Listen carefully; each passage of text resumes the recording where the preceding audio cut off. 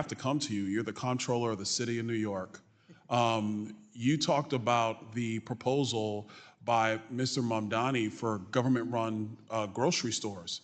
Do you think that's a viable proposal for the people of the City of New York? All around the country, there are quite a few places where there are publicly owned grocery stores designed to offer healthy, nutritious, affordable food in food deserts where people have no other options. That is Mr. working Lander, in red and blue states around the country. Mr. Lander, you do realize that these grocery stores have less product available. The food is not nearly as good. Some of them shut down. The standards in them are, quite frankly, disgusting. Do you think it's in the interest of the people of New York to open this up? And by the way, I'm from Brooklyn, New York, so I've grown up in the city. I'm so glad to hear it. But if you grew up in low-income neighborhoods in Brooklyn, sir, you would I grew see up that in Crown you Heights, had, Brooklyn, a low-income neighborhood. then you would have seen that many of the privately owned stores nearby had low quality and high prices. The business of distributing food when I was a kid. The city of New York used to distribute food. They got out of that business. They did when I was a kid. We still provide a whole lot of free meals in our summer camp programs, in our after-school programs, and in our schools that an enormous number of low-income and working-class families rely on. That is government-distributed food. Should we cut it off? Last question for you. Can you condemn the phrase global intifada? I made real clear, if you mean I don't think people should say it, I condemn it. If you want to make it against the law and send people to jail for saying it, gentleman's time has expired. This is why the city of New York is going down the toilet. I yield. It's doing great. Thank you. You should come back and visit. The gentleman's time has expired. Thank you. Now, the gentleman from Wisconsin, Mr. Stile, who chairs our Digital Assets, Financial Technology, and AI Subcommittee, is recognized for 5 minutes. Thank you very much, Chairman Hill, and thank you for holding today's hearing. This is a really important topic that we need to discuss, but it tells you a lot about the state of the Democratic Party, where their witness has to come and defend government-run grocery stores. It tells you a lot about the state of the Democratic Party. Do you support the use of taxpayer money that has been used over the last few years in New York to provide health care for illegal immigrants? The short answer is yes, where folks are undocumented, but they are working in New York City. It is so much better for them to have access to primary health care than it is for them to wind up in emergency rooms in ways that bear much greater costs. So you just distinguish if they're working. If they're not working, do you support the use of taxpayer money to provide free health care for illegal immigrants that are not working? The primary care approach is what we generally try to use through our federally qualified health centers. If someone is brought to an emergency room, do I think that their life should be saved rather than worrying about their immigration status or how they can pay for their health care? I do think so, yes. That is the law, and hospitals do provide that care. But specifically in New York, billions of dollars of taxpayer money has been used to provide free housing, clothing, food, education, and health care to illegal immigrants, regardless of whether or not they are working or not. And we have seen, obviously, in New York City in particular, the city of which you are the comptroller, billions of dollars of taxpayer money being used.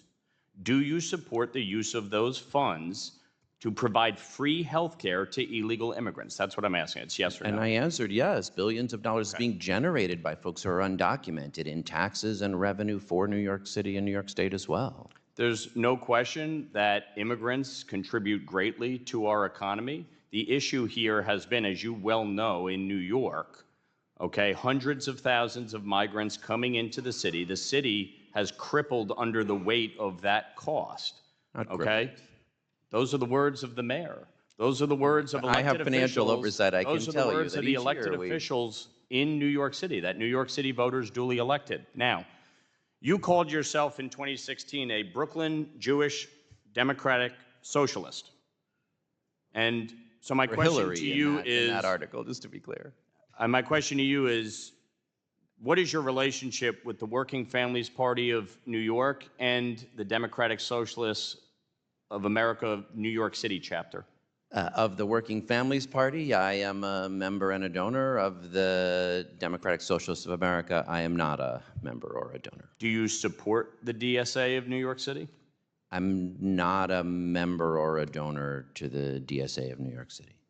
there is a lot of overlap between the DSA of New York City and the WFP of New York. Do you support the work of the DSA of New York City?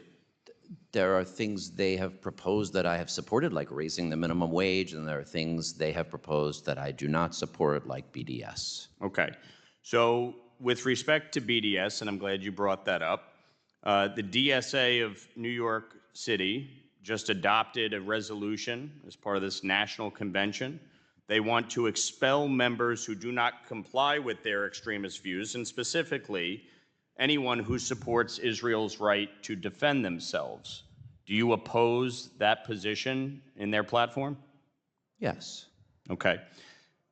Zohran Mamdani, who you support for mayor, is fully endorsed and embraced by the DSA of New York City, and in fact, just the other day said that Israeli bond investments violate New York City values.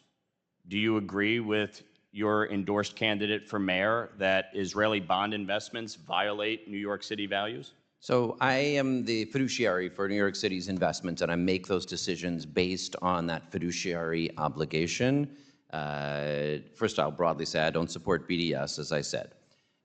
New York City's pension funds under my watch have over $300 million invested in Israeli companies. We do not have Israeli bonds because we do not broadly have foreign bonds in other countries in Canada or England or France. Do you think Israeli bond investments violate New York City values? Do you agree with Zohran Mamdani? My job as controller is not to assess alignment with It's a pretty value. straightforward No, this is question actually that you important. as controller should I be able have to a answer. fiduciary duty to figure out best risk-adjusted Gentleman's return. time Okay, is so you expired. slightly support. Gentleman's I time has did expired. not. I did not Mr. think that the Israeli bonds that were Mr. held Lander, in the. The time has expired, I'm sorry. You can continue this in writing at the request of Congressman Lawler or after the meeting in the hallway. You know, I just left a number of advocates, or maybe my colleagues like to call them activists, around the housing crisis. It was powerful speeches about just how terrible and horrific the housing crisis is across our country. And, you know, I'm getting back from there and I'm thinking, well, I'm on Financial Services Committee.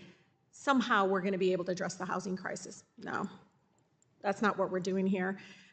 Then I thought, okay, well, you know, the president is shamelessly using his office for vast personal gain. I mean, I think he's doubled his net worth since last year, mainly through cryptocurrency and crypto corruption. And I'm just saying this because I'm like, why are we having this hearing? I always like to kind of dig deeper, and then I found out, oh, well, the anti-ESG, which for my residents listening, it means environmental social governance. These are, many of my colleagues will call activists because they have social causes and they want to make sure their money is not going to something they don't support. And it's because it's funded by big mega donors, the fossil fuel industry. It's true. You all know it. And figures like Leonard Leo and Peter Thiel. I mean, Mr. Copeland, Manhattan Institute, and I would like to submit for the record a fact sheet on the Manhattan Institute from the Center for Justice and Democracy. Without objection. Thank you. You know, I think what, $1.5 million from ExxonMobil and $3 million from the Koch brothers. You know, how do the public take that seriously? When I have a community in Wayne County that hasn't met Clean Air Act standards in years, where our kids are literally being poisoned. They can't develop, their brains cannot develop if they're being poisoned. I say this because we're here because of mega donors. We're here to talk about this whole anti-ESG, whatever they want to call movement. And you know, this issue to me is fabricated, but the stakes are real in regards to people having disclosure and transparency. The retirement savings of hardworking families are on the line. And so, you know, Mr. Lander, can you discuss, you know, the issues here? I mean, I'm a person that does deeply care about the climate crisis and how the risk to executive compensation and that shareholder proposals can force companies, you know, to disclose that and why those issues should be in the interest for investors. I mean, I do think it's extraordinary that what's being demonized is the simple effort to disclose the basic risks that a company is facing, and we've heard this a few times today, in ways that are so obviously relevant to the shareholders of that company. Of course, there's a broader set of questions that are critical here, but for many companies, their exposure to climate risk is a simple and straightforward issue. Yes, if you have most of your book of financing for fossil fuel financing, an investor might say, I think it would make sense to have more exposure to renewable energy and investment. And you could decide, do I want to keep investing here? Do I not want to keep investing here? And have that basic information. That's what's being demonized. Not any requiring of changes, not dictating, not regulating. I mean, they really want to muzzle people's First Amendment speech. I know you all see it that way. Do it all you want. You're getting funded by people. I mean, come on. I'm looking at you all and I'm telling you, these companies are not my constituents. The 12th Congressional District residents are, and if they want more disclosure and transparency, then they deserve it. Then what's the problem? I mean, somebody said that none of these even proposals pass, but you're all here because of Peter Thiel and Leonard Leo. You all know it. That's exactly why we're here, because they donate to my colleagues. This is why we're here.